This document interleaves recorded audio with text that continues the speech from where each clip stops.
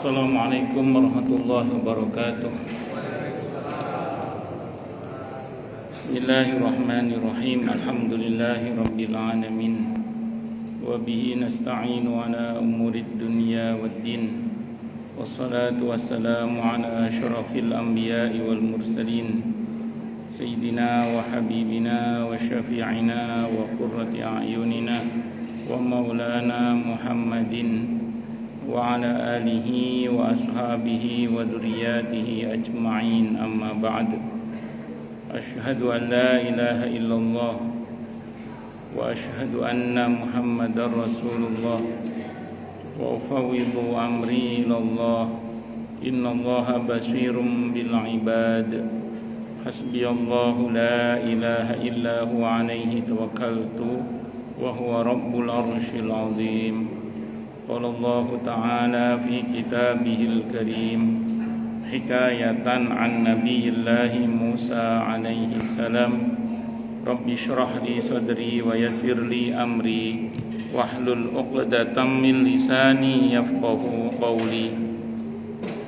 Para alim, para asatid, para asatidah, para sepuh dan para bini sepuh, para tokoh masyarakat, hadirin hadirat sekalian, hafizani wa hafizakumullah, bil khusus segenap pengurus Masjid Al-Husna yang semoga pengurusnya dan jamaahnya selalu dalam naungan rahmat, barokah, perlindungan serta bimbingan Allah Subhanahu wa taala. Amin, Allahumma amin insyaallah. Allahumma inna nas'aluka ilman nafi'a wa rizqan tayyiba wa amalan mutaqabbala wa fatahallahu lana futuhal arifin. Allahumma inna na'udzubika min ilmin la yanfa' wa amalin la yurfa' wa qalbin la yakhsha' wa du'a'i la yusma'. Allahumma ati anfusana taqwaha wa zakkiha anta khairu man zakkaha anta waliyuha wa maulaha. Amin, Allahumma amin insyaallah. Masih melanjutkan kajian kita tentang kitab At-Tadhkirah karya Al-Imam Al-Qurtubi rahimahullah rahmatan wasi'ah wa rahimallahu ulama al-muslimin. Qala al-muallif rahimahullahu ta'ala wa nafa'ana bihi wa bi'ulumihi fid dharain amin. Bismillahirrahmanirrahim. Babun ay hadza babun. Ini adalah bab minhu, masih melanjutkan pembahasan bab sebelumnya. Fi khuruji nafsil mu'mini, berkaitan dengan keluarnya roh seorang mukmin, wal kafiri, dan orang kafir. Jadi bagaimanapun juga antara seorang mukmin dengan seorang yang kafir itu perlakuannya pasti akan berbeda. Kharaja telah mengeluarkan hadis. Siapa? Abu Nu'aimin. Abu Nu'aim min hadis al-A'mashi, dari hadis al-A'mash. Dari hadis al-A'mash an Ibrahim, dari Ibrahim, an Alqamata, dari Alqamah, an Abdillah, dari Abdillah. Qala, beliau berkata, qala, bersabda siapa? Rasulullah sallallahu alaihi wasallam. Inna nafsal mu'mini, sesungguhnya roh atau jiwa seorang mukmin itu takhruju, keluar, roshan, mengalir. Jadi roshan dengan cara mengalir, kayak air yang mengalir gitu. Atau ada yang mengartikan roshan di situ dengan berkeringat, ada yang mengatakan begitu. Mengalir seperti mengalirnya keringat maksudnya. Wa inna nafsal kafir, dan sungguhnya nyawa seorang kafir, tusallu, ditarik atau dicabut, kama tusallu nafsul himari, sebagaimana ditariknya atau dicabutnya nyawa seekor keledai. Wa innal mu'mina, dan sungguhnya seorang mukmin, la ya'malul khati'ata, pastilah dia pernah berbuat kesalahan, namanya manusia. Maka fayushaddadu alaihi, maka didahsyatkan atasnya indal mauti saat kematiannya liyukaffaro biha anhu, agar diampuni dengan sebab dahsyatnya kematian itu dosa-dosanya. Wa innal kafiro, dan sungguhnya orang kafir, la ya'malu hasanata, pasti dia juga pernah berbuat baik, namanya manusia. Fayushalu, maka dimudahkan alaihi atasnya indal mauti saat kematiannya, liyujza biha, agar dibalas kebaikannya itu. Jadi riwayat ini kalau kita baca catatan kakinya ada yang mendhaifkan, cuman jalur periwayatannya banyak, sehingga kemungkinan dia menjadi hasan li ghairihi. Jadi hadis yang dhaif itu kalau jalur periwayatannya banyak itu bisa menjadi hasan li ghairihi. Yang kedua, umumnya ulama itu masih mau mengamalkan hadis yang dhaif selama tidak bertentangan dengan hadis yang sahih. Dan yang kedua, bukan masalah halal haram. Jadi bukan masalah halal dan haram. Dan ini insya Allah tidak bertentangan dengan hadis yang sahih. Bahkan ada kemungkinan maknanya sahih, atau bahkan tadi ada kemungkinan menjadi hasan li ghairihi karena jalur periwayatannya yang begitu banyak. Di sini diriwayatkan bahwa seorang mukmin itu rohnya keluar seperti air keringat yang mengalir, gampang lah kalau bahasa kita.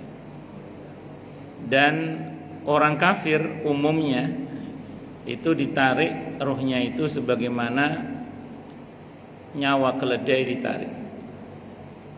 Tapi selanjutnya dari riwayat yang mengatakan, yang menyebutkan bahwa namanya manusia, seorang mukmin pasti pernah berbuat salah. Nah, kadang kesalahan itu belum terampuni hingga menjelang kematiannya. Dan Allah menghendaki dia diampuni, maka saat kematiannya didahsyatkan proses kematiannya. Itu dalam rangka untuk mengampuni dosanya. Jadi kadang seorang mukmin itu kematiannya dahsyat, sakitnya luar biasa, itu karena untuk menghapus dosa-dosanya. Tapi untuk orang-orang tertentu seperti para nabi dan para rasul, itu kalau ada yang didahsyatkan kematiannya, kata para ulama, itu untuk menyempurnakan kemuliaannya. Untuk menyempurnakan kemuliaannya. Seperti batu yang kena panas lahar gunung itu, semakin kena panas yang panas banget sampai sekian ribu derajat, saya nggak tahu berapa derajatnya, itu kemungkinan besar batu itu akan menjadi batu mulia. Jadi semakin panas, kena panas itu akan potensial menjadi batu mulia. Nah, beberapa orang-orang soleh itu ada yang memang kematiannya didahsyatkan bukan karena dosanya, apalagi para nabi dan rasul nggak punya dosa, tapi didahsyatkan itu dalam rangka untuk lebih menyempurnakan kemuliaannya. Nah, orang kafir sekalipun namanya manusia, pasti dia pernah berbuat baik, namanya manusia. Nah, sementara orang kafir itu tidak akan dibalas di akhirat nanti. Kebaikannya itu nggak akan dibalas di akhirat nanti. Karena nggak akan dibalas di akhirat nanti, sementara kadang usianya itu tidak cukup untuk membalas kebaikannya. Karena saking banyaknya kebaikannya, maka balasan itu dipuncai dengan mati yang indah. Jadi kalau ada orang kafir misalnya kok matinya indah, itu mungkin balasan kebaikan yang belum terbayar di dunia seumurnya gitu. Makanya terus kemudian dibalas dengan puncaknya itu saat mati, dibuat nikmat, dibuat indah matinya. Karena setelah mati nggak dibalas lagi kebaikannya itu. Karena balasan kebaikan itu hanya berlaku untuk orang-orang yang beriman. Ya, itu menurut penjelasan riwayat ini begitu. Ini yang mungkin pernah saya sampaikan di sini kemarin ya, bahwa ada ulama yang mengatakan, sehingga saya yang mengatakan Ibnu Qayyim Al-Jauziyah rahimahullah, orang itu asal tobatnya beres gitu ya, terus amal solehnya maksimal, dan tobatnya beres, amal solehnya maksimal, kata Ibnu Qayyim, insya Allah tidak perlu musibah untuk dihapusnya dosa itu. Maksudnya bagaimana? Begini. Kalau semasa hidup kita udah banyak bertobat minta ampun pada Allah. Kalau semasa hidup kita berusaha meningkatkan ibadah dan amal soleh kita, berusaha semaksimal kita yang kita mampu. Insya Allah, dan semoga ya, sebelum kematian itu semua dosa kita sudah beres, sehingga tidak perlu harus mati dengan cara yang sulit atau yang menyakitkan demi untuk menghapus dosa kita, karena sudah dianggap beres oleh Allah, karena tobat kita sudah beres, amal ibadah kita sudah beres. Itu kata Ibnu Qayyim. Nah, jadi makanya kalau merujuk pada teori beliau ini, ya mumpung kita masih hidup, ayo perbanyak tobat minta ampun kepada Allah, dan yang kedua perbanyak ibadah dan amal yang soleh agar keburukan kita dihapus oleh Allah. Sehingga harapannya saat kematian kita itu tidak diperlukan adanya rasa sakit yang luar biasa, karena sudah beres urusan kita dengan Allah terkait dengan dosa. Itu menurut Ibnu Qayyim Al-Jauziyah rahimahullah. Taruhlah misalnya kita termasuk yang tidak mendapatkan pengecualian dan harus merasakan sakit, karena memang umumnya kematian itu sakit. Taruhlah begitu. Maka besar harapan kita mudah-mudahan kalaupun itu sakit, maka sakitnya itu menjadi perontok dosa-dosa kita, sehingga besar harapan kita saat ruh di kerongkongan yang kita lihat adalah surga. Kalau kita melihat surga, maka rasa sakit itu hilang, kata para ulama. Saking nikmatnya melihat surga itu, rasa sakit itu enggak terasa. Sebagaimana yang Allah informasikan dalam Al-Quran di surah Al-Waqi'ah ayat 83 dan seterusnya itu. Falaula idza balagatil hulqum wa antum hina idzin tanzurun. Jadi kalau nyawa sampai sini itu akan perlihatkan kepada orang yang akan mati itu tempat tinggalnya. Kalau orang yang baik, dia melihat surga. Begitu indahnya surga, sampai kematian yang tadinya dahsyat sakitnya itu enggak terasa sakit lagi. Kenapa kok enggak terasa sakit? Karena yang bersangkutan melihat surga, sebagaimana orang melihat Nabi Yusuf, kata para ulama berdalil pada ayat itu, diiris tangannya enggak terasa sakit gara-gara melihat Nabi Yusuf. Kata para ulama, melihat Nabi Yusuf aja enggak terasa sakit, apalagi melihat surga. Nah, semoga untuk kita surga itu ya, amin insyaallah. Bahkan semoga saat kematian kita, ketika kita melihat surga itu, Allah tampakkan kepada kita penghuni paling mulianya surga. Siapa? Rasulullah Muhammad sallallahu alaihi wasallam. Sehingga indah, mati yang bahagia, mati yang mulia di sisi Allah Subhanahu wa ta'ala. Semoga kita seperti itu ya, amin Allahumma amin insyaallah.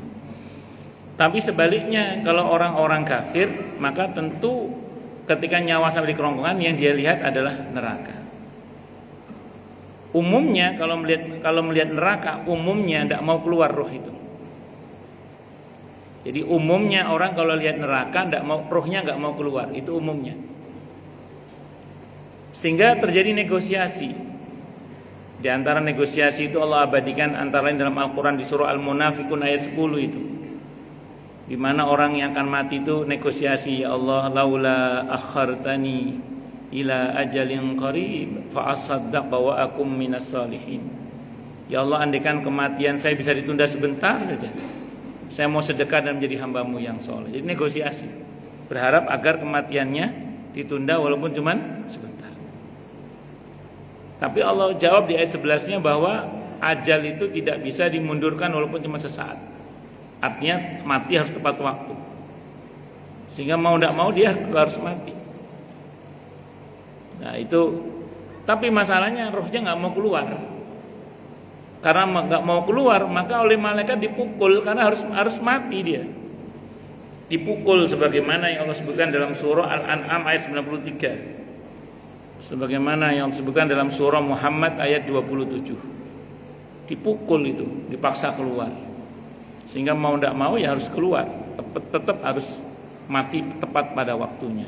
Karena ajal itu tidak bisa dinegosiasikan untuk dimajukan ataupun dimundurkan walaupun cuman sesaat. Namanya mumpung masih hidup, saya ulang ya, mumpung masih monggo kita semua ini Tidak hanya panjenengan tapi juga saya, perbanyak tobat minta ampun kepada Allah, perbanyak ibadah dan amal yang soleh.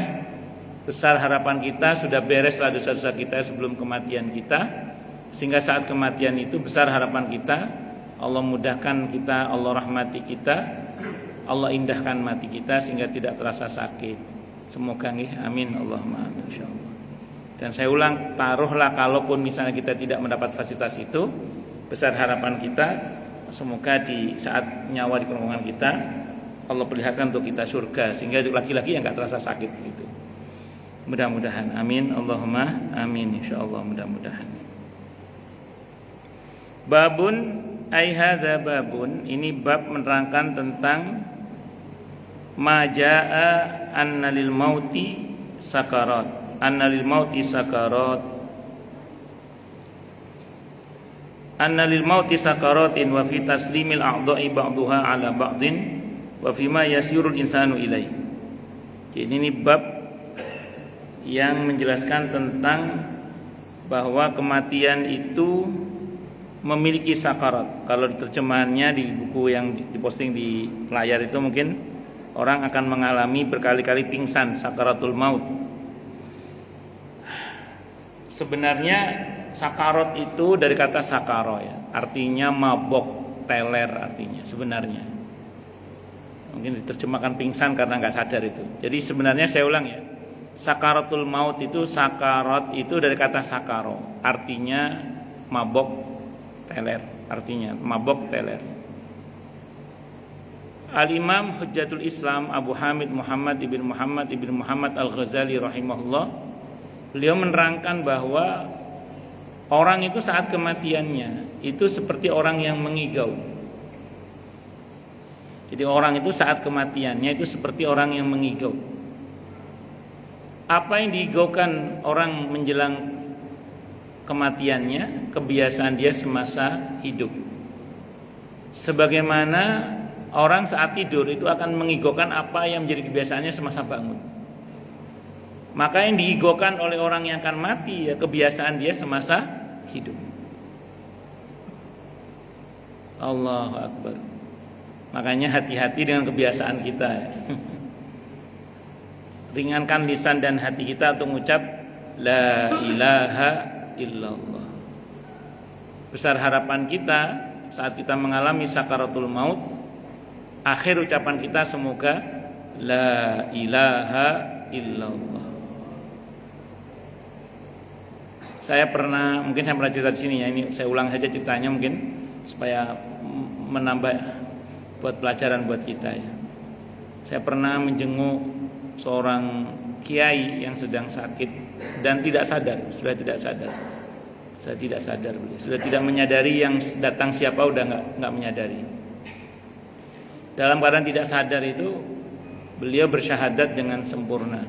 Asyhadu an la ilaha illallah wa asyhadu anna Muhammadar Rasulullah, sambil kayak orang sholat gitu. Kata saudaranya, beliau ahli sholat. Terus kemudian beliau kadang melafadzkan ayat itu yang menyatakan permusuhan dengan setan. Alam a'had ilaikum ya bani Adam alla ta'budu syaitan innahu lakum aduwwum mubin.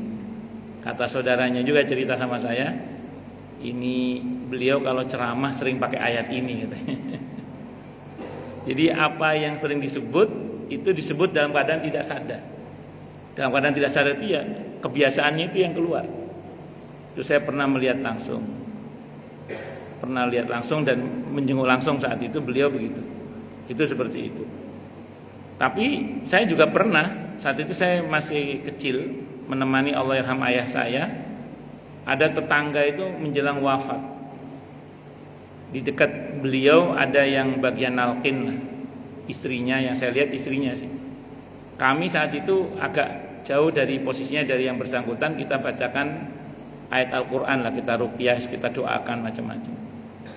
Itu saya dengar pakai kuping saya sendiri itu. Bir. Jadi yang sebut itu bir. Rupanya yang mau mati ini ahli topi miring, ahli paloma. ahli ekstasi, pil koplo, pil gendeng, pil goblok, semacam-macam. Naudzubillah min syarri dzalik. Itu terjadi. Saya mendengar sendiri itu bagaimana kuping saya mendengar langsung bir gitu. Ini rupanya yang mau mati ini ahli nopo? Paloma. Ahli nopo? Topi miring. ahli mabuk-mabukan ngene kuwi lah. Sekolah mboten oplosan ta napa mboten paham kula. Macam-macam. Hati-hati nggih dengan kebiasaan mulut kita apa. Saya mungkin pernah cerita tentang saya baca di media sosial ya, nggak tahu ini kisah nyata apa enggak. Tapi ini kita ambil pelajarannya aja. Kita ambil pelajaran. Jadi di dalam cerita yang saya baca itu ada seorang kiai punya burung beo. Burung beo-nya itu hari-hari ngucap la ilaha illallah, la ilaha illallah, la ilaha illallah. Itu saya percaya karena buyut saya, Allah yarham Haji Sumplo itu, mbah saya, buyut saya itu punya burung beo yang bisa zikir kayak gitu itu. Nah, suatu saat burung beo-nya sang kiai ini terbang, lepas. Para santri ngejar. Pas dikejar oleh santri itu, rupanya burung beo-nya ini keserempet mobil. Akhirnya mengalami sakaratul maut. Nah, jadi pas terbang itu keserempet kendaraan, mengalami sakaratul maut. Sang santri tergopoh-gopoh menghadap pada sang kiai. Pak Kiai, burungnya keserempet kendaraan Pak Kiai. Ini mau mati Pak Kiai. Dipegang burungnya itu sambil burungnya itu mengoceh itu loh. Kiek, kiek, kiek gitu. Sang kiai itu nangis, nangis kiai. Kata santrinya, Pak Kiai jangan nangis, nanti kita carikan gantinya lah. Di Pramuka bahannya 1,5 juta insya Allah ada. Supaya gampangannya mau dicarikan bahannya nanti. Kata kiai itu gini, saya nangis bukan karena burung ini mau mati, kata kiai. Saya itu nangis karena burung ini tiap hari mengucap la ilaha illallah. Burung ini tiap hari mengucap la ilaha illallah. Tapi pas mau mati kok teriak kiek, kiek, kiek. Apa kata kiai itu? Saya ini tiap hari juga mengucap la ilaha illallah, kata kiai itu. Saya khawatir nanti saya pas mati kayak burung ini, tidak bisa mengucap la ilaha illallah. Maksudnya apa, ngerti nggak? Kalau burung kan asal membio kan, asal membio. Nah, maksudnya kita itu dalam membiasakan zikir la ilaha illallah jangan cuma pakai mulut gitu loh, tapi juga pakai hati. Lisan mengucap la ilaha illallah, hati itu juga mengucapkan la ilaha illallah. Tidak ada sesembahan yang hak kecuali Allah. Lisan mengucap la ilaha illallah, hati berucap tidak ada Tuhan selain Allah, karena selain Allah memang bukan Tuhan. Lisan mengucap la ilaha illallah, hati berucap tidak ada yang bisa nolong saya kecuali Allah. Tidak ada yang bisa menjamin rezeki saya kecuali Allah. Tidak ada yang bisa menyelamatkan saya kecuali Allah. Tidak ada yang bisa menguatkan saya kecuali Allah. Tidak ada yang bisa memberikan solusi saya kecuali Allah. Isbat Allah menafikan makhluk. Mengisbat Allah menafikan makhluk, itu makna la ilaha illallah.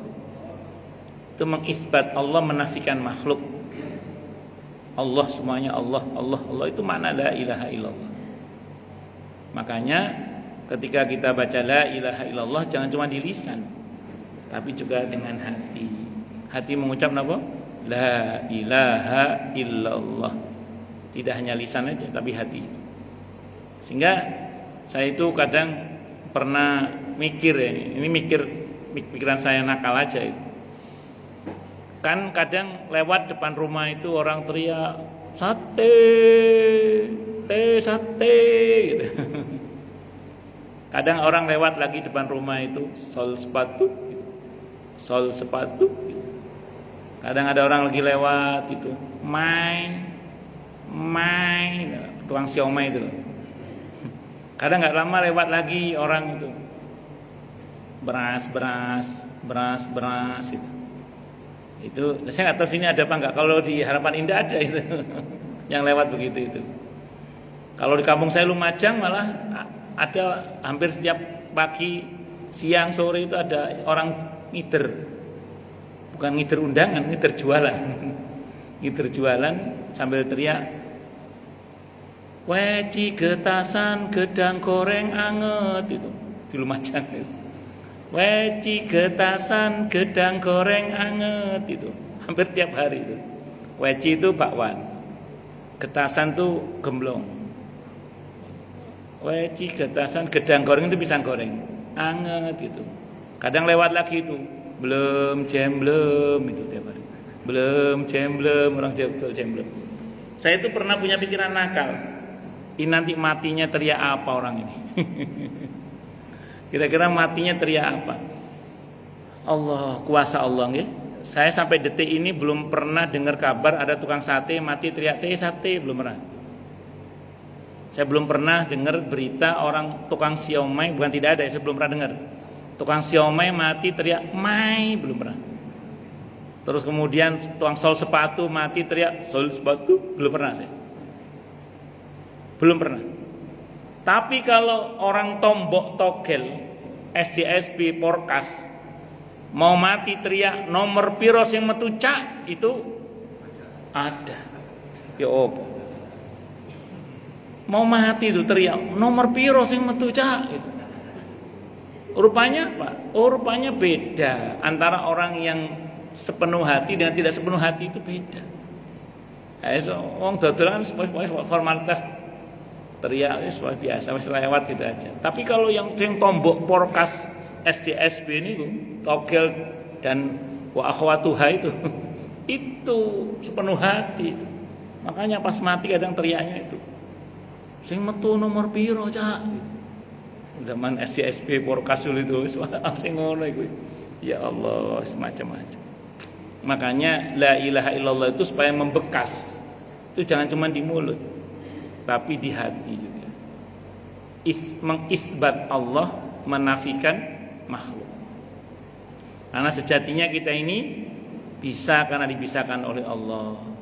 Kita ini mampu karena dimampukan oleh Allah. Bahkan kita ini ada karena diadakan oleh Allah. Ngoten nggih, ini semua belajar, yang ngomong juga masih belajar ini. Allah, di sakarat itu tadi maknanya mabok teler itu, karena kata Imam Ghazali orang ketika mati itu seperti orang yang mengigau. Itu. Saya pernah mendengar penjelasan seseorang, saya bukan ahlinya ya, nanti mungkin yang bisa menjelaskan pakar-pakar neurologi ya. Saya bukan ahlinya, cuma saya pernah mendengar penjelasan seseorang pada saat saya mendengarkan satu kajian itu.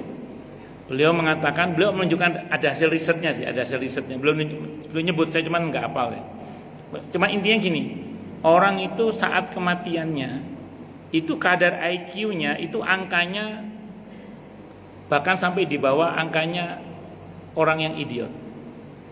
Jadi betul-betul di bawah sadar. Betul-betul gimana sih? Makanya hati-hati dengan kebiasaan kita gitu aja lah. Karena umumnya itulah yang nanti akan keluar itu. Nah, dan apalagi ada teori dari para ulama yang mengatakan umumnya manusia itu mata ala ma'asya. Umumnya manusia itu akan mati sebagaimana kebiasaannya. Mata ala ma'asya. Jadi umumnya orang itu mati berdasarkan atas kebiasaannya semasa hidup. Allah Akbar, ngati-ngati mawon nggih. Nah, itu. Saya pernah tahu ada ibu-ibu 3 orang tukang masak. Kalau ada orang hajatan di kampung itu, beliau bagian tukang masak, ibu-ibu. Itu meninggal hampir bersamaan dalam hitungan pekan, enggak sampai berbulan-bulan. 3 orang itu meninggal hampir bersamaan, hanya beda pekan aja atau beda enggak sampai berbulan-bulan pokoknya. Itu 3-tiganya meninggal dalam keadaan sedang masak. Sesuai dengan kebiasaannya. Ada ibu-ibu kebiasaannya nunggu anaknya yang sekolah sambil ngobrol dengan ibu-ibu yang lain. Ketika nungguin anaknya pulang atau sekolah itu sambil ngobrol dengan temannya, meninggal saat itu, saat ngobrol itu, sesuai dengan kebiasaannya. Ada kakaknya seorang ustadz di Villa Nusa Indah, kebiasaan sholat berjamaah di masjid sebelum waktunya udah datang. Nah, satu saat beliau itu bergumam ke teman-temannya, Kok pengen rasanya mati sedang menunggu sholat ya. Ngomong gitu. Qaddarallah, suatu saat waktu sholat duhur, beliau seperti biasa sudah datang sebelum waktunya. Sambil nunggu waktu sholat itu beliau wafat, sebagaimana kebiasaannya.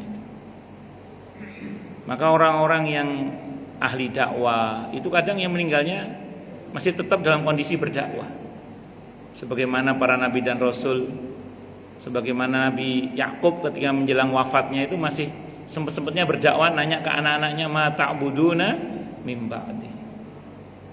Jadi apa yang kamu sembah nak sepeninggalku? Karena concern beliau kan dakwanya di situ. Sampai mau meninggal pun masih berdakwah. Allahu Akbar. Maulana Yusuf Al-Kandahlawi rahimahullah, penulis kitab Hayatus Sahabah, itu ketika bayan, ketika ceramah gini, tiba-tiba muntah darah beliau. Sehingga kemudian oleh jamaahnya dipopong. Kata beliau, mau dibawa kemana saya? Ke rumah sakit saya? Tidak usah, kata beliau. Tadi saya di tengah-tengah ceramah itu, Allah tampakkan kepada saya pahala terkecil dari dakwah ini. Sewenang saya sampai jebol jantung saya, kata beliau. Udah ini saya mau mati ini, kata beliau. Ya, meninggal dalam keadaan sedang berdakwah. Nah, itu karena kebiasaannya dakwah. Namanya kini milikilah kebiasaan-kebiasaan yang baik. Semoga Allah wafatkan kita dalam keadaan yang baik itu. Tapi Ustadz, ada hadis itu Ustadz dalam kitab Al-Arba'in An-Nawawiyah yang mengatakan ada orang beramal seumur-umur dengan amalan ahli surga, kurang sejengkal antara dia dengan kematiannya, takdir mendahulinya, maka dia beramal dengan amalan ahli neraka, maka dia masuk neraka. Ada orang yang seumur-umur beramal dengan amalan ahli neraka, tiba-tiba kurang sejengkal antara dia dengan kematiannya, takdir mendahulinya, dan dia beramal dengan amal ahli surga, maka dia masuk surga. Gimana itu Ustaz? Maka saya jawab, saya pas membaca syarah hadis itu, ada dalam syarah Ibnu Daqiqil Aid yang saya baca, para ulama menjelaskan bahwa apa yang Nabi sebutkan dalam hadis itu jarang terjadi. Itu jarang terjadi. Yang sering terjadi, kalau seumur-umur baik, ujungnya baik insya Allah. Tapi kalau seumur-umur jahat, memang ada potensi jahat, tapi tidak jarang Allah rahmati menjelang wafatnya tobat. Tapi kalau yang baik tadi, umumnya kalau kebiasaannya baik, ujungnya baik insya Allah. Terus buat apa hadis itu Nabi sampaikan? Supaya kita yang sudah berusaha baik ini jangan jumawa, jangan sombong. Supaya kita ini kalau melihat orang yang belum baik, jangan meremehkan. Karena kita tidak tahu ujung cerita kehidupan kita. Makanya kita ini harus selalu merasa butuh kepada Allah agar iman Islam kita ini dijaga. Maka jangan remehkan doa ya muqallibal qulub tsabbit qalbi ala dinik. Maka jangan remehkan doa Rabbana la tuzigh qulubana ba'da idh hadaitana wa hab lana min ladunka rahmah innaka antal wahhab. Dan lain sebagainya. Itu seperti itu. Wa fi taslimil a'dha'i, dan dalam membahas tentang mengucapkan salam anggota tubuh, sebagian anggota tubuh kepada sebagian anggota tubuh yang lainnya. Jadi ketika mau meninggal, anggota tubuh satu dengan yang lainnya saling mengucapkan selamat. Salam perpisahan. Wa fi ma yasirul insanu ilaihi, dan nanti hal-hal lain yang berkaitan dengan hal tersebut di mana manusia pasti akan mengalaminya di dalam proses kematian. Wasafallahu ta'ala wasafallahu subhanahu wa ta'ala, telah mensifati siapa Allah subhanahu wa ta'ala syiddatal mauti, dahsyatnya kematian itu, fi arba'i ayatin, dalam 4 ayat. Ada dalam 4 ayat yang menyebutkan tentang dahsyatnya kematian. Al-ula, yang pertama, qauluhul haq, firman Allah yang maha benar di surah Qaf ayat 19. Wajaat sakratul mauti bil haqq, dan datanglah sakratul maut dengan sebenar-benarnya.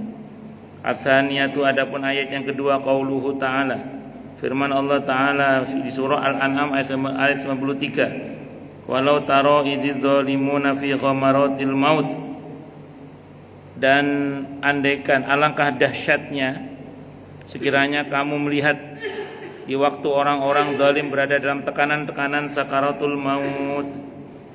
Kalau ayat ini berkaitan dengan perang Badar, ada yang mengatakan ya teks ayatnya bicara tentang orang-orang yang zalim. Orang-orang yang zalim itu ketika menjelang kematiannya, kalau kita merujuk pada penjelasan Imam Hadis Riwayat Ahmad ya, itu yang bersangkutan melihat neraka. Karena melihat neraka nggak mau keluar. Karena nggak mau keluar maka dia nanti dipukul oleh malaikat, dipaksa untuk keluar. Itu di Al-An'am ayat 93. Dan dalam proses kematian itu dia mengalami aneka tekanan-tekanan karena memang dahsyatnya sakaratul maut yang luar biasa bagi orang-orang yang zalim.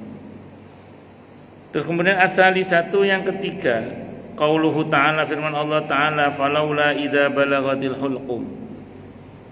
Maka kenapa ketika nyawa sampai di kerongkongan, apa yang terjadi maksudnya? Yang terjadi adalah saat itu orang yang akan mati melihat tempat tinggalnya. Falaula idza balagatil hulqum, lanjutannya wa antum hina idzin tanzurun wa nahnu aqrabu ilaihi minkum walakin la tubsirun. Kalau mau jelas rinciannya itu ya saya ulang ya, hadis riwayat Ahmad, Abi Dawud, Ibnu Majah. Kata Imam Al-Qurtubi hadisnya sahih dari semua jalur periwayatannya. Orang itu kalau orang yang baik, ruh itu dicabut dari arah ubun-ubun, yang ketarik dari arah kaki sampai di kerongkongan, dia melihat tempat tinggalnya surga. Maka orang yang baik itu kemudian mau dengan senang hati keluar ruhnya dari badannya dan diucapi ucapan yang di versi Ahmad itu mirip redaksinya dengan surah Al-Fajr itu. Ya ayyatuhan nafsul mutmainnah irji'i ila rabbiki radiyatan mardiyah. Tapi kalau orang yang jahat, malaikat akan mencabut nyawanya dari arah yang suka-suka dia. Supaya main sikat gitu aja, sakarpe. Nah, sampai kemudian yang bersangkutan itu ruhnya sampai di sini. Sama melihat tempat tinggalnya. Kali ini yang dilihat adalah neraka. Karena melihat neraka dia nggak mau keluar. Karena nggak mau keluar dipukul oleh malaikat sambil dibentak, ya ayyatuhan nafsul khabisah. Hei jiwa yang busuk, keluar, paksa keluar. Sehingga mau tidak mau ya harus keluar. Karena ajal harus tepat waktu. Setelah sebelumnya ada negosiasi. Kalau yang melihat surga, nanti di pembahasan di belakang kita akan ketemu riwayat yang mengatakan bahwa orang yang melihat surga itu ditawari. Walaupun riwayat ini ada yang melemahkannya. Ditawari. Bagaimana? Mau lanjut masuk surga atau balik ke dunia lagi? Kata orang yang mau mati itu ngelihat ke arah dunia sambil berkata, kembali ke tempat yang sumpek itu, enggak, lanjut aja ke surga. Akhirnya dia harus tetap mati sih memang, karena ajal itu harus tepat waktu.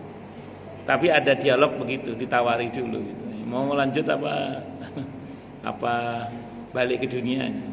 Enggak, terus aja. Dunia sumpek kan, lanjut aja. Itu seperti itu. Enggak tahu jenengan pilih man. Allahu Akbar. Berikutnya di surah Al-Qiyamah. Di surah Al-Qiyamah ayat 26 Allah berfirman, kalla idza balagatit taraqi. Kalla, sekali-kali jangan apabila napas seseorang telah mendesak sampai ke kerongkongan. Rawa telah meriwayatkan Sahih Al-Bukhari, Imam Al-Bukhari rahimahullah, an Aisyah dari Siti Aisyah radhiyallahu anha, anna Rasulullah, sungguhnya Rasulullah sallallahu alaihi wasallam, kanat ada baina yadayhi, di hadapan beliau, raqwatun, wadah, au ulbatun, atau bejana, fiha, yang di dalam bejana itu ma'un, air. Faja'ala, maka beliau yudkhilu yadayhi, memasukkan kedua tangannya, fil ma'i, di dalam air, fayamsahu bihima wajhahu, maka beliau mengusapkan tangannya ke wajahnya, wa yaqul, dan berucap, la ilaha illallah, kata Nabi, la ilaha illallah, inna lil mauti sakarat, tidak ada sembahyang hak kecuali Allah, sungguhnya kematian itu memiliki sekarat. Summa nasoba, kemudian beliau mengangkat yadai, kedua tangannya, faja'ala yaqul, dan beliau berucap, fir rafiqil a'la, bersama dengan Allah yang maha tinggi, hatta qubidot, hingga beliau akhirnya wafat, wa malat yaduhu, dan jatuh tangan beliau. Hadis Al-Bukhari. Kalau kita mau bicara lengkapnya riwayat dalam sirah ya, dalam sirah. Nabi itu ketika menjelang wafat kan Allah perintahkan kepada malaikat maut untuk berangkat. Tapi perintah Allah apa? Kalau Muhammad tidak mau mati, kamu balik ya. Jadi kalau Nabi Muhammad tidak mau mati, kamu balik. Itu perintah Allah kepada malaikat maut. Begitu sampai menghadap kepada Nabi kita Muhammad SAW, apa jawaban Nabi? Saat itu Siti Fatimah terutama nangis itu, Siti Fatimah itu. Karena abahnya udah sakit. Saat itu Nabi di pangkuan Siti Aisyah radhiyallahu anha. Lihat putrinya nangis itu karena kedatangan tamu malaikat maut kan. Jadi malaikat maut sudah datang dan semua istrinya sudah tahu, anak putrinya juga tahu. Siti Fatimah itu ya nangis. Terus beliau bilang ke putrinya, ini mafhum riwayat ya, dalam sirah kurang lebih, wahai putriku, aku sangat mencintaimu, tapi aku rindu bertemu dengan kekasihku Allah. Jadi aku sangat mencintaimu, tapi aku sangat rindu bertemu dengan kekasihku Allah. Maka Nabi pilih wafat. Nabi pilih apa? Wafat. Begitu pencabutan nyawa dimulai, Nabi merasakan sakit. Kata Nabi Aukamakol kepada malaikat maut, tunggu sebentar, ini apa ini kok sakit ini? Ya ini proses kematian ya Rasulullah. Padahal ini udah aku cabut dengan cara paling lembut ya Rasulullah. Kata Nabi, bagaimana umatku? Ya sakit juga kata malaikat maut itu. Ya sakit juga katanya. Tapi malaikat maut janji bahwa akan mencabut nyawa seorang mukmin dengan cara yang sangat lembut. Enggak kata beliau gitu. Saya minta kepada Allah agar seluruh sakit umatku ditimpakan kepada saya. Ya Allah, timpakanlah seluruh sakit umatku kepada saya. Itu permintaan Nabi kita Muhammad SAW. Itu dalam sirah yang lengkapnya itu begitu. Maka kemudian Nabi itu mengalami sakit yang luar biasa saat kematiannya itu, karena beliau yang minta. Saya minta seluruh sakit umat itu. Cuman masalah kita termasuk yang ditanggung apa tidak, itu masalahnya. Tapi kita jangan mengarah ke situ, kita persiapan normalnya aja. Adapun kita dapat bagian itu ya semoga lah, amin. Maksudnya diringankan. Allahu Akbar. Maka Nabi itu luar biasa yang beliau rasakan karena beliau yang minta. Hingga akhirnya beliau menghadap kepada Allah Subhanahu wa taala. Karena sudah adzan, kita break dulu ya. Monggo. Wallahu a'lam bishawab.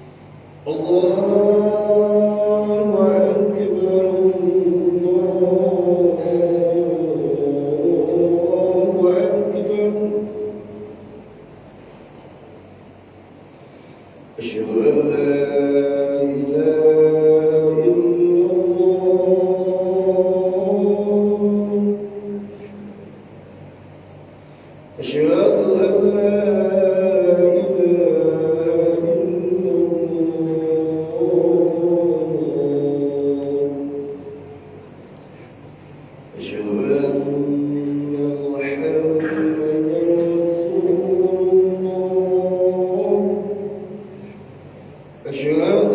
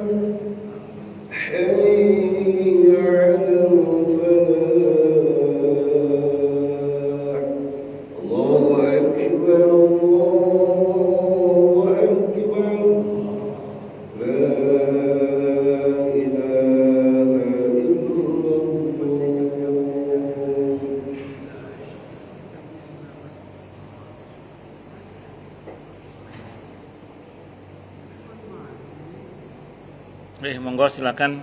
Kalau ada yang mau tanya, protes, marah boleh silakan. Masalah itu masalah yang lain boleh monggo.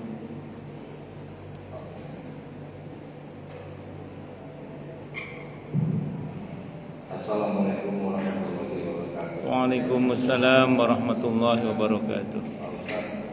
Tadi sudah dijelaskan mengenai kematian yang normal, yang sudah waktunya. Karena pertanyaan mengenai kalau kematian itu dihukum mati, dipancung atau dibom lah, gitu kan. Kalau nggak lagi nggak tahu, dibunuh atau ditidur dibom, apakah dia merasakan sesuatu maut atau nggak sempat dia melihat surga apa neraka? Bagus. Kalau pribadian yang dihukum mati itu, orangnya udah pasrah aja, nggak tahu lagi seperti apa. Apakah ayat ini berlakunya seperti apa? Baik. Memang dipaksa mati. Bagus. Waalaikumsalam warahmatullahi wabarakatuh. Hadis yang saya sebutkan tadi itu kalau di HP itu kayak semacam slow motionnya itu. Jadi adegan lambatnya itu. Kalau malaikat itu kerjanya cepat sekali. Wasabiqati sabqa. Taruhlah ada orang mau dibom gitu ya. Persekian detik bom itu mau mengenai dia, proses itu malaikat sudah malaikat itu sat enggak minyi-minyi, enggak sat. Cepat sekali kerjanya. Jadi jangan bayangkan terus malaikat itu kalah sama bom, enggak. Tepat kalau Quran mengatakan malaikat itu wasabiqati sabqa, cepat sekali, tidak ada yang bisa mendahului. Jadi malaikat itu tidak akan pernah terdahului. Makanya gini, ketika Fir'aun memukul kepala Siti Asia alaihissalam, kan Siti Asia kan tersenyum. Kata Fir'aun, edan nih, tak patah ini kok malah guyu. Padahal Siti Asia itu senyum karena melihat surga. Itu ketika dijatuhkan batu itu, belum sampai di kepala Siti Asia yang mulia itu beliau sudah wafat. Jadi belum sampai ke kepalanya sudah wafat itu. Kalau kita merujuk pada riwayat di Ibnu Katsir misalnya tentang kita Siti Asia. Jadi bisa jadi pesawat yang mau nabrak misalnya gitu ya. Persekian detik sebelum nabrak itu ini prosesnya sudah berjalan set dengan begitu cepatnya. Karena kerja malaikat itu cepat. Nanti Bapak baca surah An-Nazi'at itu. Wasabiqati sabqa. Cepat sekali malaikat dan tidak akan terdahului. Itu seperti itu. Bahkan saya pernah mendengar penjelasan pakar juga. Di persekian detik sebelum misalnya pesawat itu meledak atau apa, itu ada hormon yang akan diproduksi oleh manusia itu yang menyebabkan orang itu mati bahkan sebelum itu terjadi gitu. Ya, bisa jadi aneka macam kecelakaan itu sebelum betul-betul terjadi kecelakaan itu sudah mati duluan, bisa jadi begitu. Wallahu a'lam bishawab. Ngerti nggih? Jadi proses tadi itu kalau di hadis itu slow motionnya Pak. Jadi apa namanya, proses lambatnya lah, adegan lambatnya. Kalau kenyataannya nanti bisa sangat cepat sekali, karena malaikat itu kerjanya cepat, karena makhluk cahaya, malaikat itu kan makhluk cahaya, cepat sekali kerjanya. Wallahu a'lam bishawab. Ngoten nggih. Ada lagi Pak? Beda Pak, yang ditarik pelan-pelan, dibalikin lagi. Mati suri belum waktunya mungkin. Ya, kalau mati suri belum waktunya. Ya. Ada lagi Pak yang mau tanya? Yang lain silakan. Mana? Ada lagi? Enggak ada? Oh, jelas semua ya. Kalau enggak ada, alhamdulillah berarti udah bisa Pak semua. Ini pun belum tuntas. 2 pekan ke depan masih akan dilanjutkan terjadi. Insyaallah. Dengan Ibu Alisa. Insyaallah. Baik, kita tutup kajian kita dengan hamdalah. Alhamdulillahirabbil alamin. Semoga kajian kita bisa bermanfaat, mubarakah fid dini wa dunya wal akhirah untuk kita, keluarga kita dan seluruh umat Islam semuanya, dan mudah-mudahan kita semua dijadikan oleh Allah sebagai orang-orang yang sukses dunia akhirat, selamat dunia akhirat, bahagia dunia akhirat, dan dipermudah urusan kita oleh Allah fid dini wa dunya wal akhirah. Semoga Allah limpahkan hidayah selalu untuk kita, semoga Allah tingkatkan selalu hidayah untuk kita, dan semoga Allah berikan hidayah untuk siapapun yang melihat kita. Subhanakallahumma bihamdika asyhadu an la ilaha illa anta astaghfiruka wa atubu ilaik. Sallallahu alaihi Muhammad wa ala alihi wasallam. Saya mohon maaf. Wassalamualaikum warahmatullahi wabarakatuh.